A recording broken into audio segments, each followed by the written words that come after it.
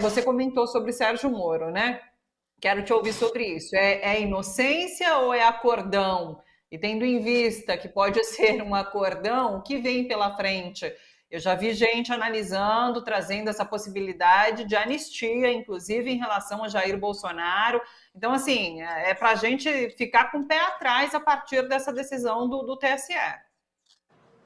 Então, Thalita, algo mudou nos últimos meses. Alguma coisa ocorreu aí nos bastidores da política. Você sabe que o Brasil tem um histórico de tentar sempre conciliar, né? Algo mudou nos bastidores nos últimos meses. Porque era dado como certa. Todo mundo falava, toda a mídia, inclusive, toda a mídia bolsonarista, desculpa, lavajatista, que é quase a mesma coisa, toda a mídia lavajatista, né, morista, dava como certa a cassação do Moro no Tribunal Regional Eleitoral do Paraná e, se não, no Tribunal Superior Eleitoral. Toda a mídia. Estadão, Globo, Folha, TV Globo, todo mundo dava como certo. Alguma coisa mudou. Alguma coisa passou aí por debaixo né, nos bastidores. Né, nos bastidores. Porque é isso, ele foi absolvido, primeira surpresa, ele foi absolvido no Tribunal Regional Eleitoral do Paraná. 5-2, já foi uma surpresa. E agora é absolvido por unanimidade no Tribunal Superior Eleitoral, 7-0, inclusive com o voto do temido Xandão. Sim. Inclusive com o voto dele.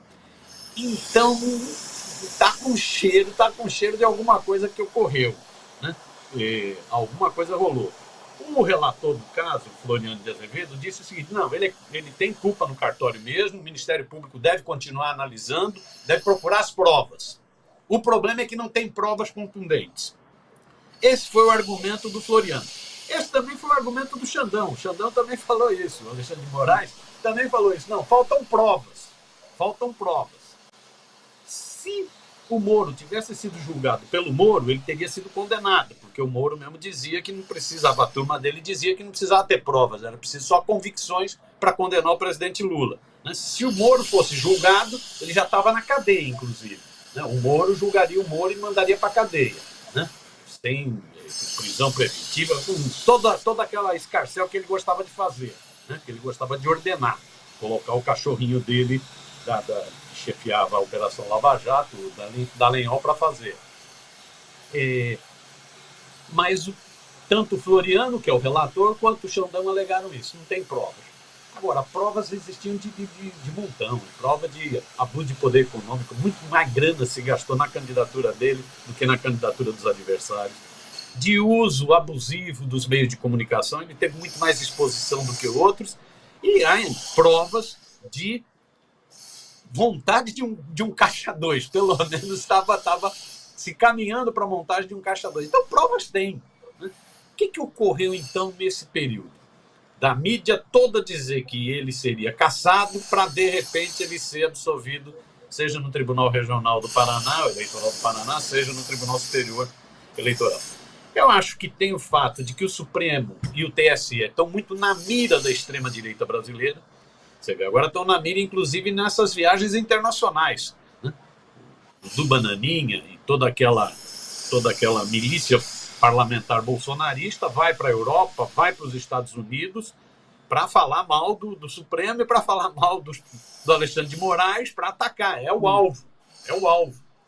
Central, que repercute nos Estados Unidos, na Europa. Então, o Supremo e o TSE estavam como alvo da extrema-direita. Pode ter aí uma tentativa de acalmar.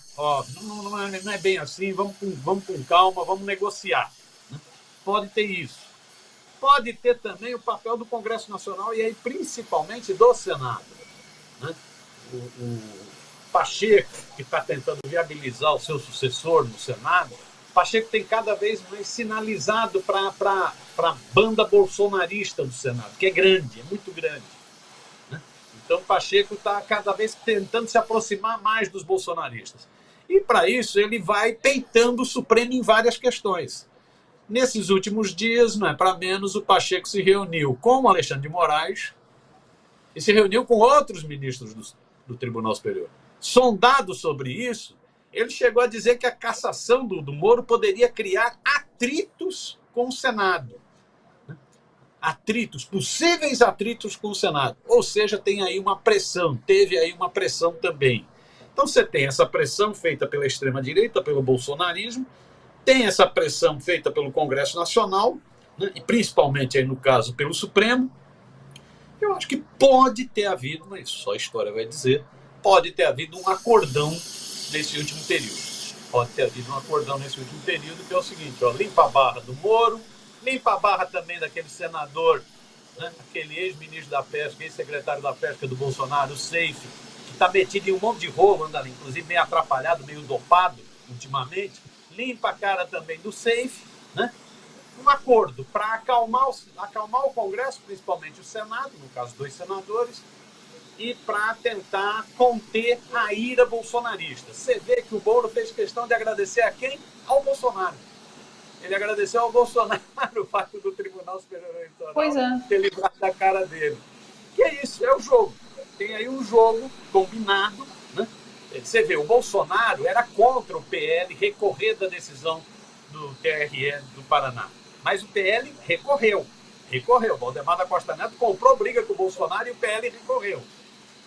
Mas mesmo assim o Moro vai e agradece o Bolsonaro. É uma sinalização. E o Bolsonaro deve estar contente, porque é isso. Se absolve Moro, se absolve Seife, né? Pode ser que livrem a cara dele também. Pode ser que livrem a cara dele também, inclusive da ineligibilidade. Então nós podemos estar tendo, vamos ver, a conferir, nós podemos estar tendo um grande acordão sendo montado. Você vê o papel da mídia. O papel da mídia nesse período foi muito interessante. A mídia que dava como certa a cassação do Moro passou a defender o Moro de forma incisiva. Comentava, condenava um pouco os abusos que foram cometidos pela Lava Jato, né? Mas nunca condenou a Lava Jato, até porque ela teria que fazer autocrítica, e nunca aceitou a ideia da cassação do Moro. Ou seja, o Moro continua. A mídia, para aceitar a ideia da cassação do Moro, principalmente a Globo, tem que fazer autocrítica. E não vai fazer autocrítica, talvez daqui a 50 anos faça, né? Como fez no caso do golpe militar. Né? Então eu acho que podemos estar no meio de um acordão perigoso, né? Porque é isso, as provas eram muito fortes contra o Sérgio Moro, de abuso de poder econômico, uso irregular de meios de comunicação, caixa 2, era muito, né? Mas vai se passando pano. Isso é um perigo para a política brasileira. Foi passando pano num deputado que falava que era para ter golpe, que era para matar 30 mil, que era para estuprar. Foi passando pano que deixou o fascismo ascender no Brasil.